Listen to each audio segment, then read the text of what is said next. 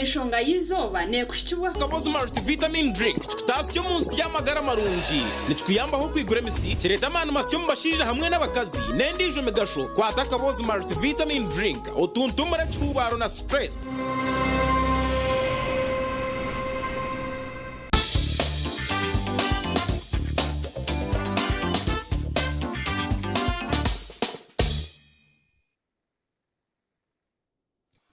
Nakwachira TV West program neshanga yisoba umuhereza ine Angella Naturinda tabarka ya hosi birehona kanda yebere kunda TV West yebere gumano tureba akayire kona tabarka ino makora gacenshire na mbabaza charity hamwe na Sunday Brian betona ibirebe kwese nebero 13 umukwezi kwa mkaga umwaka n'2026 Etujumaisa ngo tuyo tutaho umukozo kwa mshanjo obo turi kutandukana no mwaka musya gwesente 2026 betona hishika ngo programmation ngayizoba neto hishubwaho ningashe netebo mwaka sente abakaboze health products bakuretire eco kurya turunje hakaboze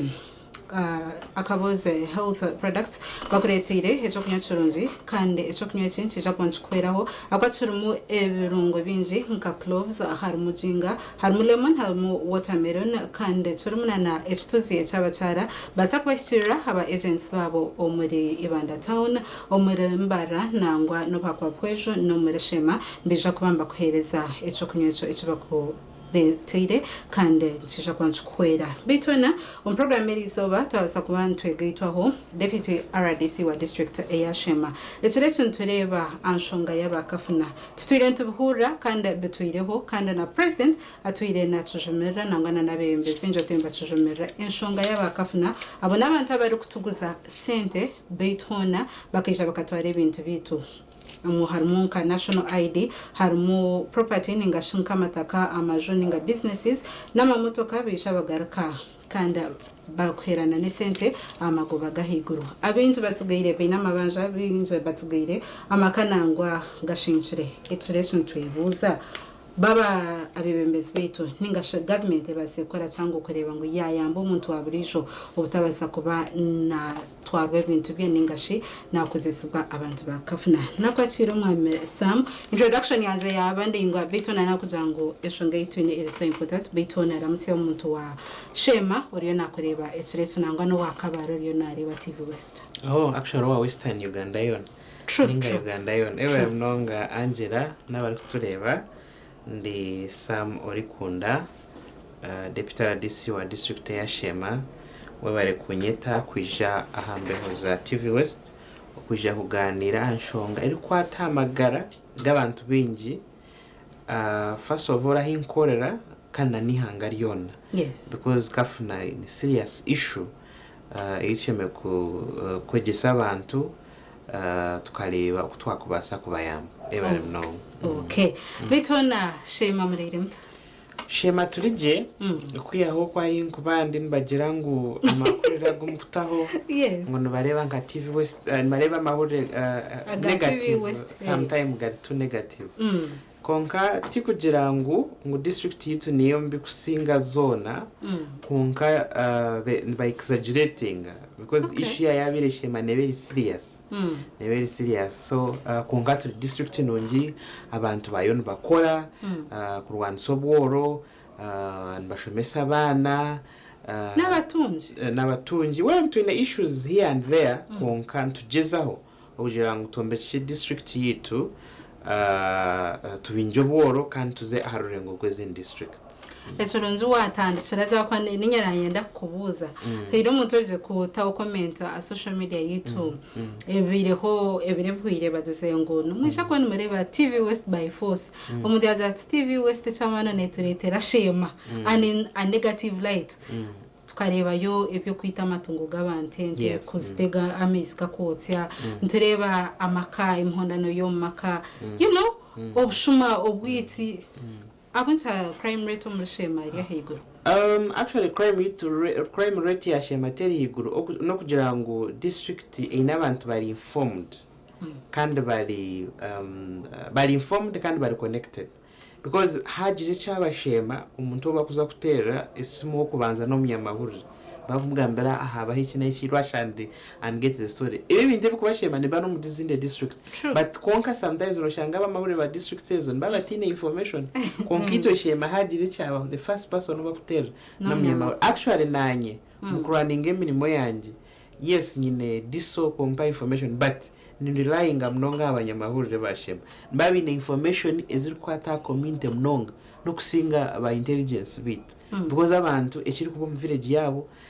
batera abasimba bagambira ekyabaho so they are informed so nshobora kushangira and of course mahurire kamahurire in nature ekiri kora story nyoti ndashomere yo bari bagira ngo ekinte kiri unique, something that is unusual. Something that is bizarre. Exactly. Yes. So, like something which is normal, wedding or anything, involvement, everything kushira kureba abantu. Konka ibi dramatic. Ibishira kutunga attention y'abantu. So ncho kushanje stories zikujara zibazi negative, but our district is one of the best districts. Okay. So back to our topic and tureba enshonga yokweguza hamuna n'Okugaba kafuna. Ho abenshi tugumize mu ntwisoro z'abantu kureba ngo bagumane beguza kafuna. By the way, it is the quickest way yo kutunga sente. So umuntu waburijo naisha kutirkanzura kugira ngo atunjeze sente. Akwa nimbaza kuzo bank banshabe chapa banshabe binji kandi ebinkwasa kwanta kwene ntine kandi nokwene sente. Konka ahabwenshi bachuruko yet ntuleba na president akayazize ngo abantu babakwati but why are they still operating hati by the way agent topic nonje mnonga kandi inkumanya neza kubane kora mahude in the next coming months and days hati hariho ekizibe kiri mu community yetu abantu bakunda sente ziri quick kanta kwenda ngo abanza in the right procedures zo kutunga sente wo kwa kutunga kizibu the next thing to do no kwiruka kuzowa manerenda kandi abantu manerenda bakakimanya hati mpurire ngo even in the deepest villages bineyo offices is nakezi sub counties rifa za mashiruka rugarama chigara those sub counties unoshanga bineyo offices niba recruiting abishibato abasigazi bato mu offices ezo now echirifane enough hati these days watunga kafuna oine kushashura magoba gaburizo Elizana abandi rugarama sub county na nimbabuza imwe senzo byangu oine kushashura magoba gaburizo bani muziyaye tibazine but because nimeshanga in that kind of situation so nazomba zebuza ninga kuzeguza nibatunga loan what I mean we hayo loan or kafuna then we no hayo maybe omutwaro every day yes I'm sure maybe tozine yes sezo nazombi jabagakabazi ha muntu ndijo then kushashura actually it could be possible because taru muntu kugira ngo buri izoba ayino mutwaro go kuza kushashura I think it could be possible kushanga unatunga loan ashwa ayeguza hantu kuza kushashura loan so ibanje kushashura rindi banje so no kushangira families bire indebted baguza mataka abamwe batoroka actually these days okutoroka is one of the best solutions abantu yamangwa lecha mteganisa the next day noza kubuza mchalo bagambira ngo akaza kamwenge akaza chegegwa nyene yakareka ho ekagenda na nabakazi actually these days omukazi kwa kutunga loan yamanga utakuza kuchashura atoroka barugomaka so ibintu bishenyira makaga abantu byaremesa abana kushoma byatuma abandi bayihanika this nana I mean nanka suicide zo kura umuntu natunga abanja gamzo maraka ayikwato mukayihanika so it is a serious issue now ariho gap wambuza ngo president akagizire ngo bakoze it is true president araro rizingireche echandiko specifically money lenders now aba money lenders ni taking advantage ya gap eriho mu government there is a gap first of all ya direct supervision y'abantu bari kwa money lending etali closed so the money lenders were taking advantage yo kugira ngo ejo gap tekabire closed batandika kwiba abantu through that commercial I mean trading of money So ejo gap, I don't know why by members of parliament bitu you know they usually want to register so fast. Tinguma why tinguma habachi batakagizire ngo bakore kiragire kiri kwata money lenders bazirregulating bamanye money lender ashimekwa natandikira nkahi akakoma nkahi because ibintu babirekera office ya RDC umuntu kwa kutunga roni yari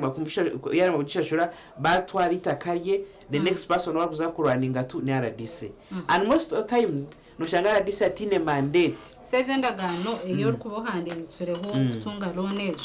no ko rukubakuterira umukono. Now that's another interesting question.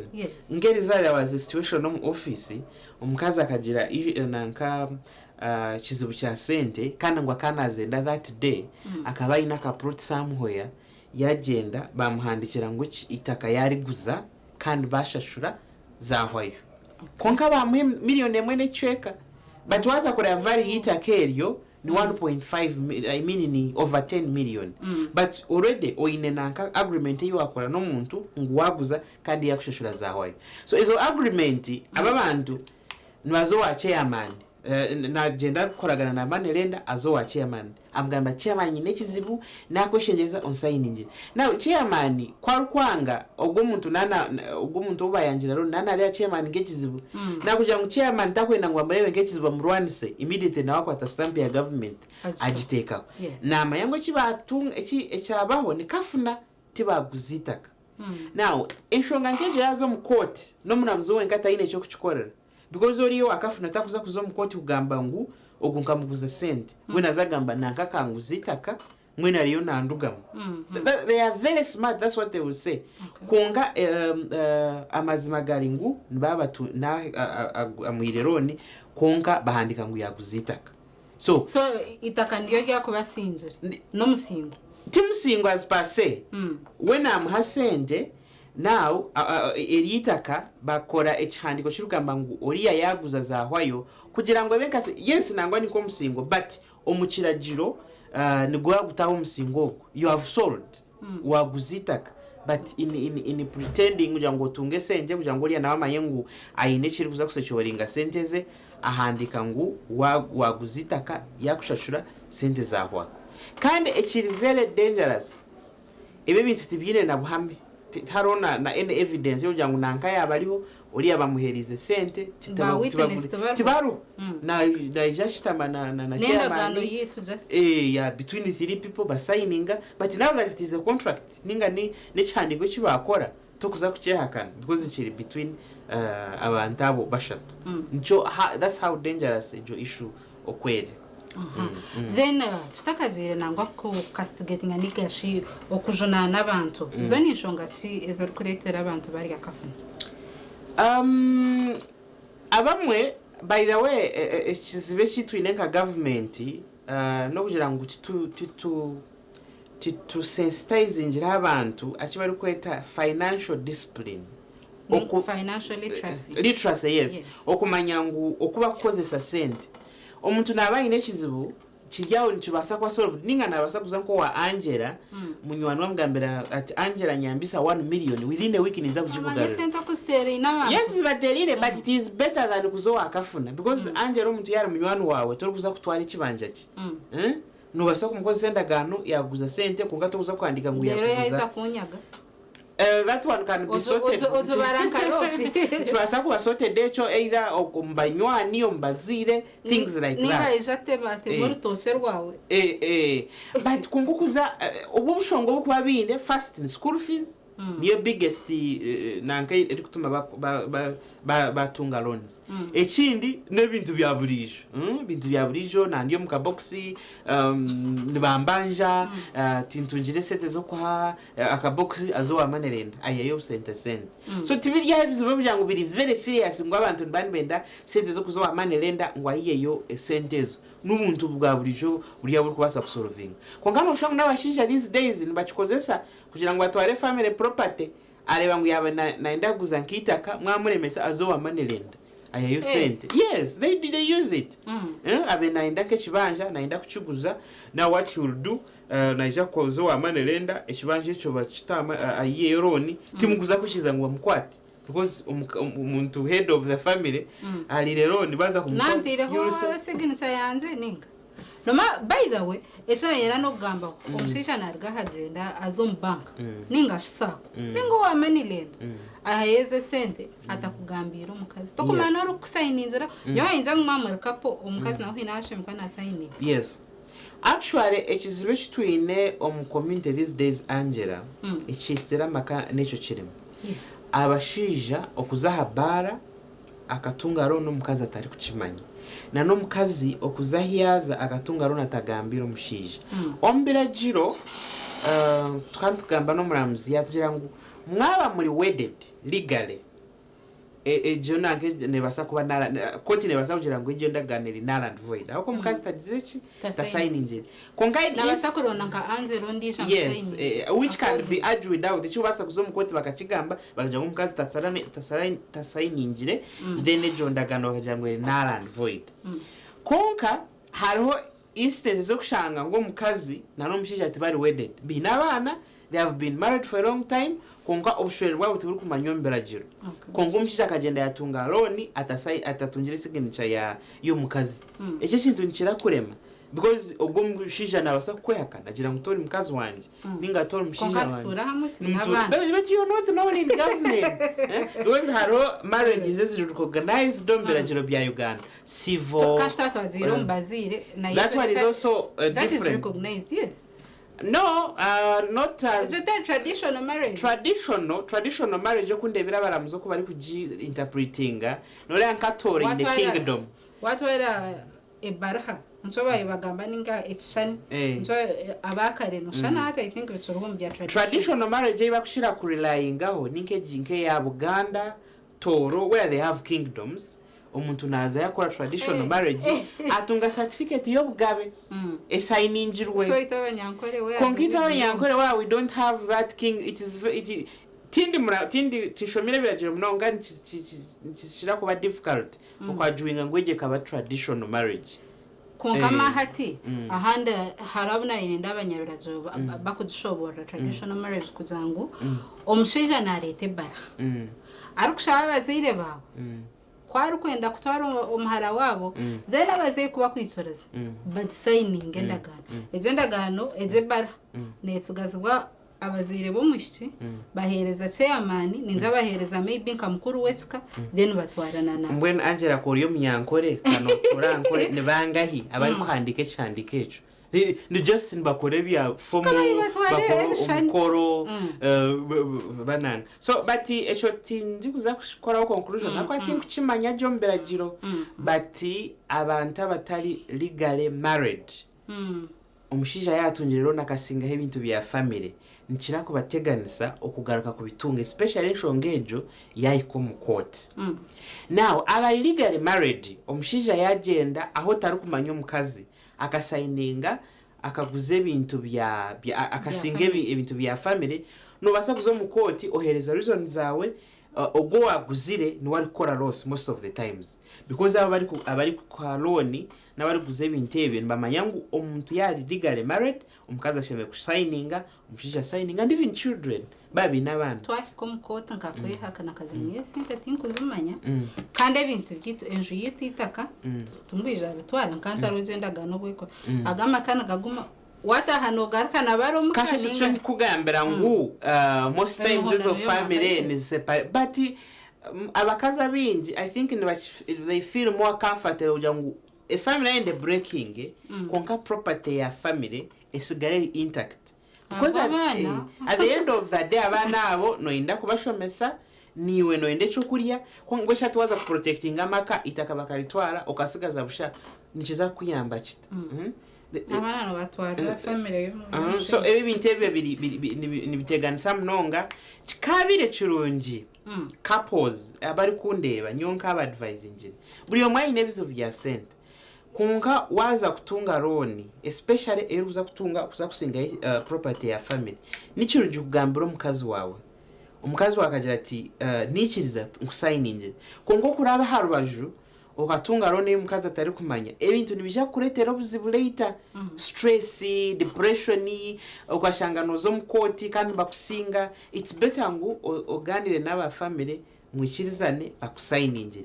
in instances warebo mukazi atasigninga nobo inabazira nobo ine barerano no ine abuwazirwe nabo you can share with them kuba kutari kuraba harubaju okatunga roni kandi ari kwijeka kuzo maraka ekakurema kushashura but you realize in most cases omukazi yakwanga nabayine shonga nasa kushanga esente ndazihira yekintu stine makuru kiri aho stine man ningashi otwire noyeguza nokoko inibanja aho ino sako ino banka o inenkai esente huza tumuhareba Oyo ogurize ibintu byeka so ahamwe maybe abakaze of course hati haronke kizibu cyo kunywa marwa garengeserize ukwashanga omushija nywira marwa aina mabanje gamurengire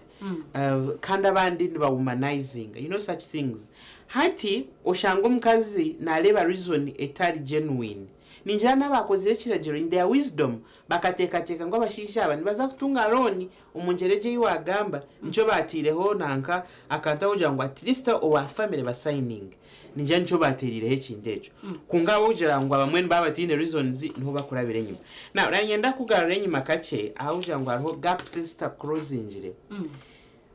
aba bantu ba Manelenda abari kuzo mu community zitu bakatanga kuza abantu aha district no muntu bari kweta commercial officer okay omulimo gwe no kumanya cooperatives ninga abantu bona bari kudiringa omusente nana diringa nebyo mushuburo trade now wabone Manelenda tushimbe kwa no ijo mu district commercial officer tari kuchimanya tushimbe kwa no ijo mu district okazo mbantu okatandika kunanka kuhereza roni commercial officer tari kuchimanya but because nibani mamango shibari kora kiririgo kiri iligo abamwete bine certificates no rukushangira bayijo mu communities bakora offices ezo batandika kuhereza abantu roni zezo so in instances twashanga ngo umuntu abire nahereza roni district tutari kuchimanya ntubasa kumuremesa okay kongabo kugira ngo bamanya ngo ariyo nahereza roni kwarazo mu koti commercial officer bambuza ngo umuntu ogunamanya ningashi aine license naza kushanga tagire no kushanga bakorenda gano za kugira ngo yaguzitaka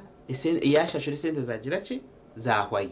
that's why mwe nibareba ahiba kubasa kurabiraho kugira ngo badodginge kiragiro kandi biye sente zabo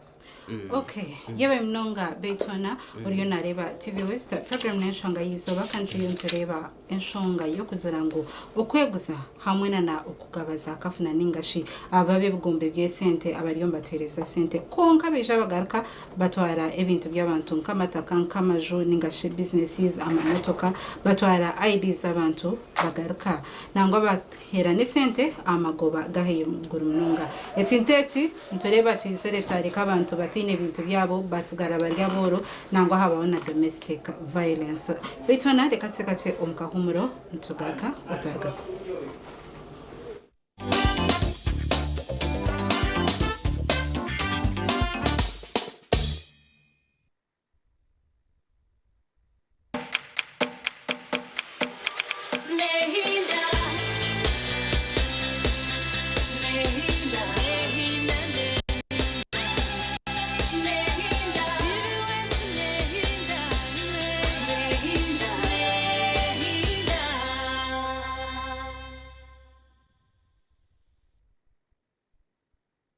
This June, step into a bigger entertainment experience with more to love on Us. We're talking more drama, more action, more unforgettable stories, all waiting for you. All hands on deck. We're opening up our world of entertainment so you can view more. Good job, partner. This June, pay for your current DSTV subscription and we'll upgrade you at no extra cost.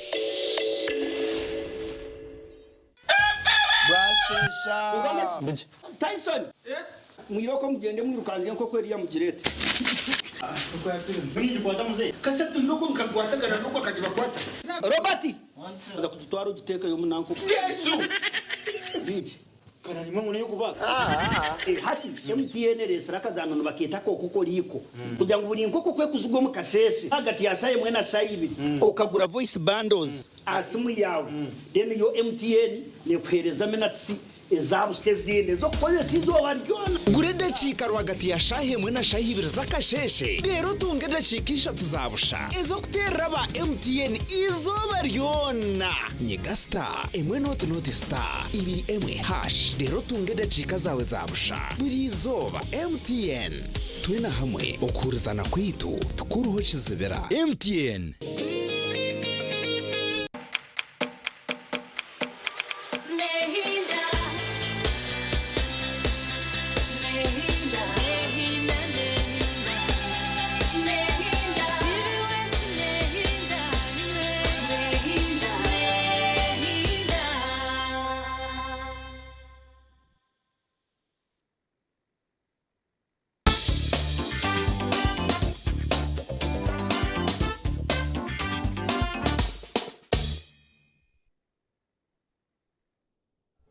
Tabaka yunka humuro ejene TV West kandi program neshanga yizoba mwerezine Angella Naturinda ntwatutara chumko ya shaha ishatu kwisi shaha ina kandi program neba ho orwakabero rakashatu norakana betwana tutaka jonka humuro twabantureba abuncha abantu bajemesereziwe kwihasente omba kafuna eto netugambe tukumanya twena because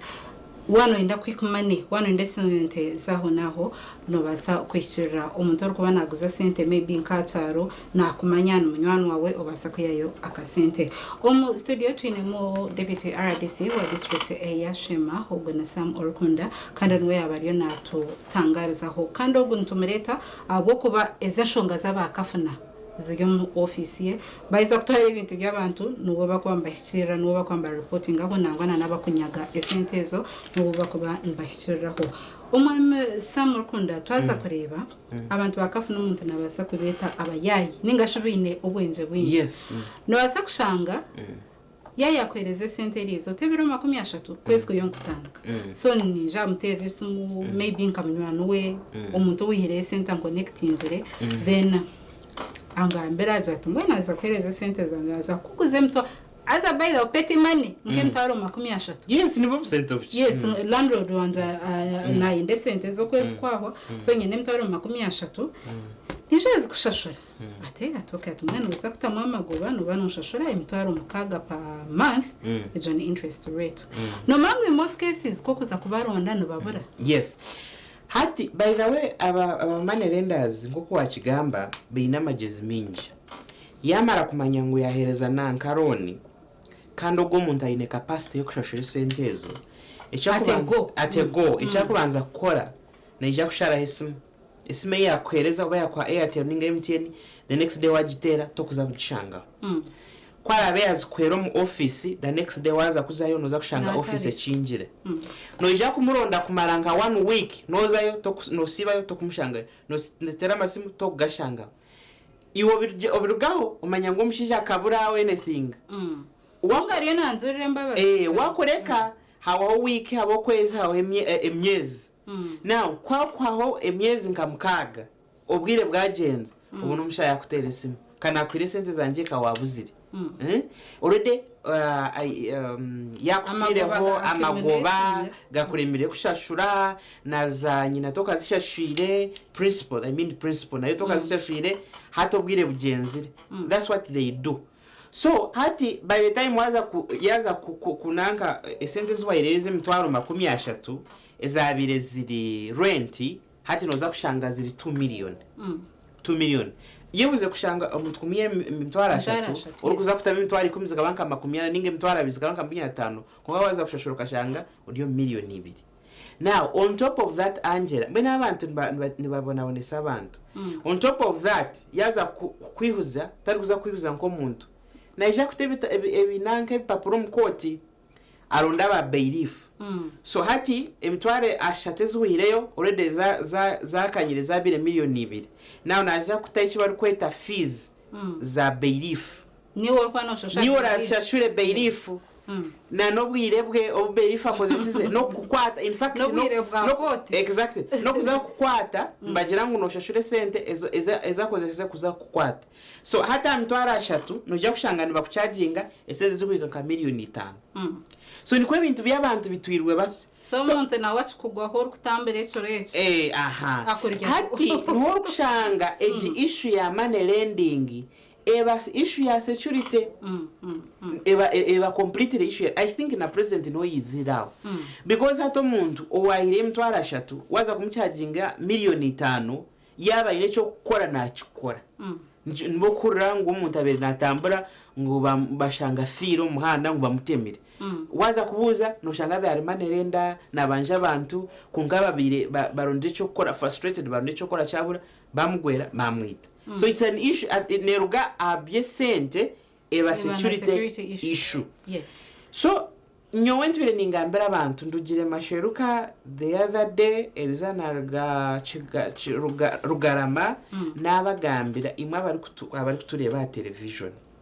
wabo tine kizibe cyo bakugira ngo erizoba wotashashire sente nibakushara amaraka mbu nyine kizibu elizana atazishashire nibaza kunshara amaraka otazowa omwana bambinga yaenda mare yo wikomuka otazowa manerenda because ebizibe byo kusa kutungo wa manerenda nibiza kwani bisinga school fees nibiza kwani bisinga amagara gawe kandi nibiza kwani nibi holdinga na fisha yawe so woti ine kizibe cyo yaga ngo wota kisorovinjire lizoba nitushara maraka otazowa manerenda at Angela for instance nkashema shema neri kusinga yo sakozo mu Western Uganda no mu Uganda by the way twinemo mwanya the best sakozo mu Ihangeri zirishema otagamba amazina nakweshenjere okay niza kwa nakora karango yes but ekingumanya ngo the best sakozo mu Ihangeri zirishema now okushanga ngo umuntu nasiga those best circles is government eri kumanya is Bank of Uganda eri ku regulating is RDC ari kwasa kuterera manager kamugambira to umuntu wo kubo murinzireho akazisigaho akazo mu manerenda nono rango umuntu ogwe wari yo nayitaho muguha kale nabwe wawa okay katjengo kizibu cyaremere na sako eje ya eri kumanywa government tuwazayo at least zo mu commercial bank nazo timuza kuzigama amazina kungo mu districts zirimo commercial bank ziri kumanywa eziko regulatingwa noze government umaro wiki yo kubanza oya kabiri ya kashatu bagumamba kutosinga ngo situwasi kan kugambere Angela umuntu weno tine kugumisiriza if you are impatient noza kutunga bizo bingi omumagara gawe because you must be patient bichi ato mwana komere bambinga today no ferwa chi omwana go yamara 3 days okaprosinga roni omubank eri kumanywa ukaza umukafuna it's better umwana alinde because ni twabashomire tukugira ngo burizo tukantu tujye mu class we missed some classes konga twashom konga ugenda ukaza a pressure ya mwana akuja tinyoriza natagire ishomero ninkwita then ukaza kuzo mukafuna it's not right now hari ikindi kinanayebwa nashishimira nyenda gamba Angela ari ikizibe cyo bari kweta multiple borrowing turiyaho tujya television tugamba ebya kafuna hata abanya Uganda binekizibu cya multiple borrowing ariyo musakweriya aineron mukaboxi aineron wa manelenda aineron so oshangawe in his mweno magaraje ainenka nkabantu nkamukaga bakumbaza bona bari different bakazanga abagiga bona no bababanja kandi sente nyinzi by the way so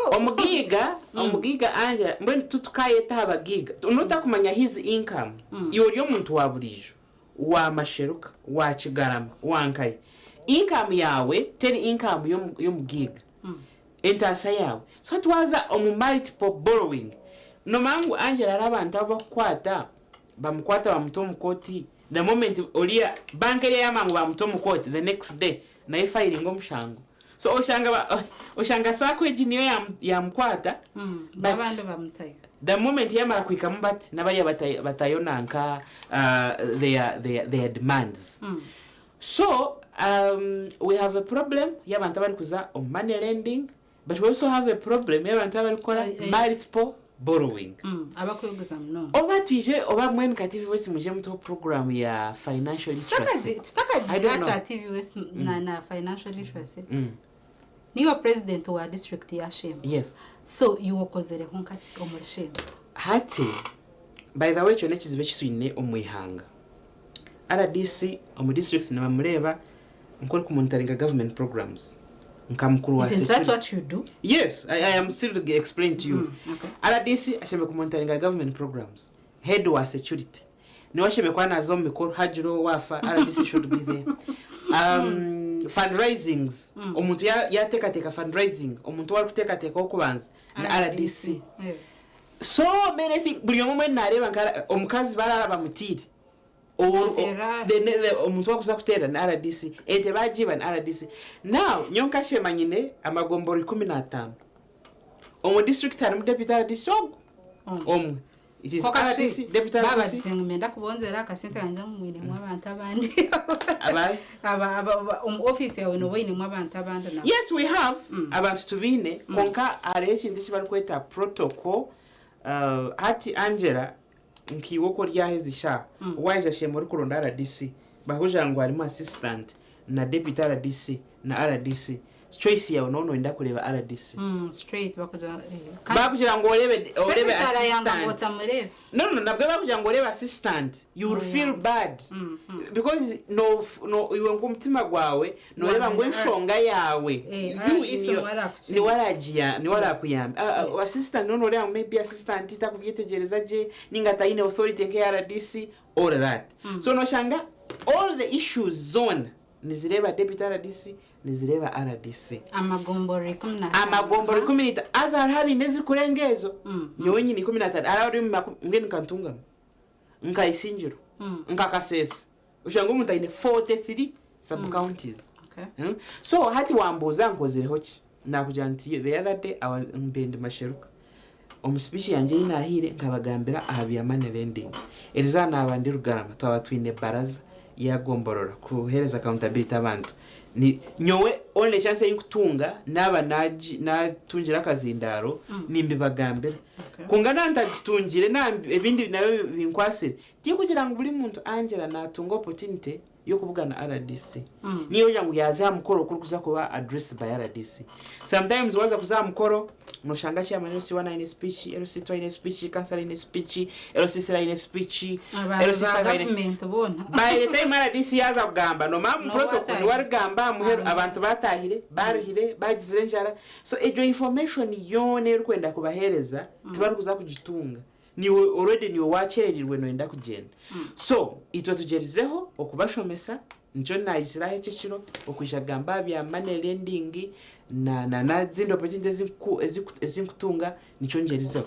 ogo muntu orku otwire naguze sente acharo omukumanya mwena nabasaba ari mugiga nangwa konka atwire amaju gabantu atwire amataka gabantu yatwara amamotoka yatwara businesses nangwa yaretera namakaga mwe gashenye twatugambye cyo kuzango umushije nabasa ku yesente atagambire mukazi ningo mukazi ya yesente atagambire umushije baza misunderstandings ogo muntu no mukora cyo no mumanya already Angela Naturinda because hati abantu abo bakagira amagezi icyo kumaza chabyona ni batunga license yana manyangu business yeri neza kora natunga license so muntu ile license ya money lending taro chango cyo kuza kumukora kunga twaba twine information a district aho habaho obarkwe ayaro committee barkweta district security committee eyokhead nebemberwa RDC eri mu chairman C5 eri mu kawo eri mu nabaramuzi eri mu disoje yes atagoma ejo issue tubasa kujita omu district security committee tuji discussinga tujihereza minute so tubasa kugira either to korera recommendation license ye baji revoking baji suspending kungana bwe that is on a rare occasion abo kuba abantu abo tukushanga it will not tokuza kutunga ground zo kugira ngo abantu ba complaining njire for a long time mweno in enough grounds zo kugira ngo umuntu ogomutwara mu district security committee mukorejo resolution kandi nabo I know bwa kubatabariza umuntu ogwe because directives zimukora nka district security committee zisheme kuba ziri within the law mwakora directive etari within president narajira konkimwe timine powers ngeza president president constitution negira muto kumutwara mu court wechi yagamba oba kikiro bakigwire n'ekiragiro. You don't take him to court. Kongara DC no mtom court. Okay. I can assure you twine bara DCs binja bari mu court abo batiro mu court kandi babasinga.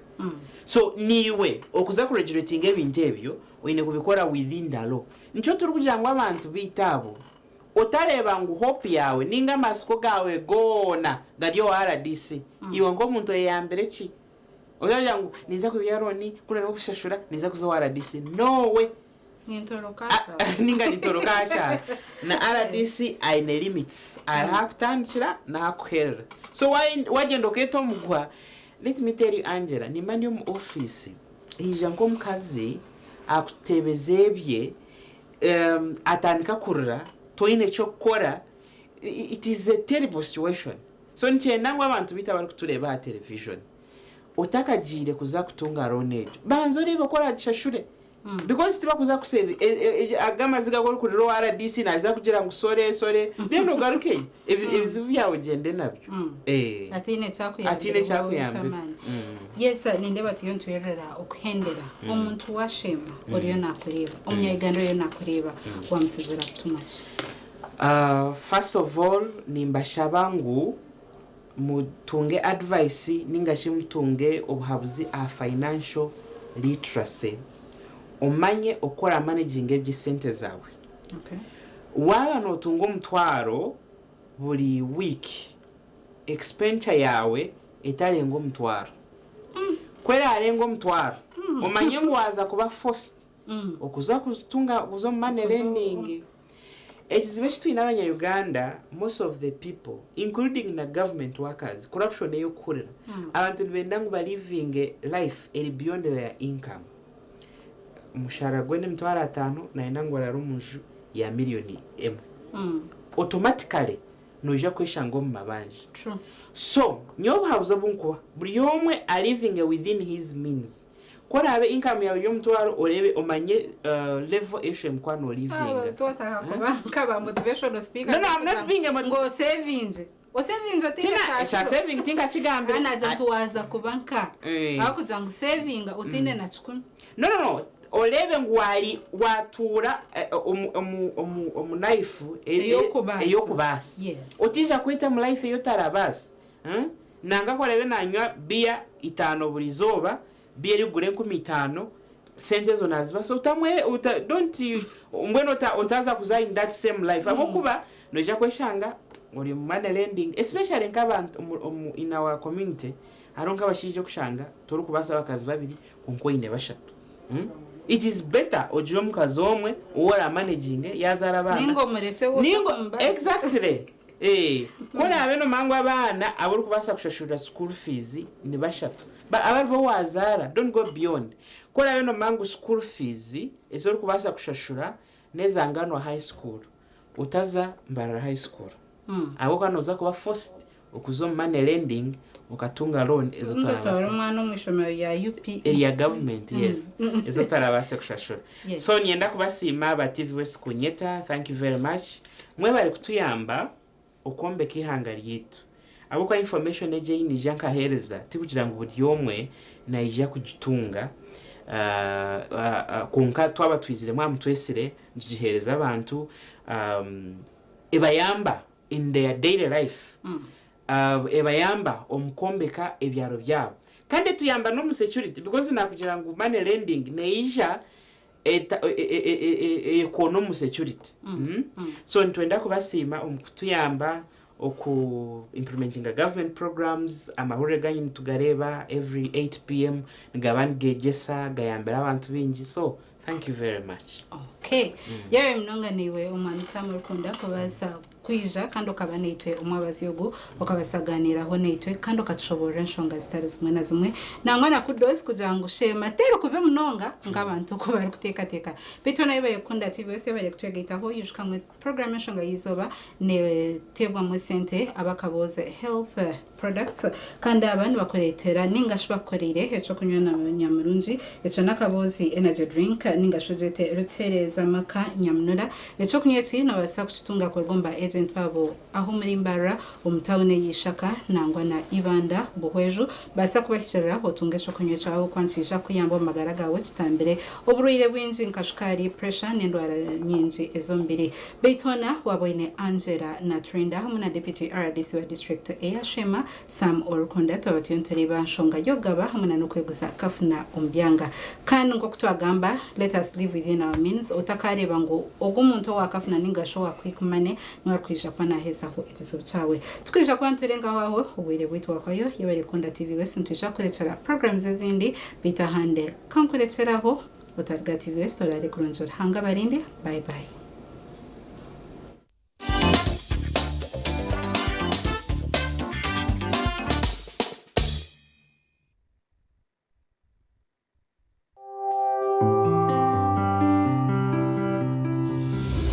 Enshonga y'izuba yabane kushibwa Okabo's multivitamin drink chitasyo munsi y'amagara marungi nichikuyambaho kwigura emisi kireta amanu masyo mubashije hamwe n'abakazi n'endijo megasho kwata Okabo's multivitamin drink otuntumura cyubaro na stress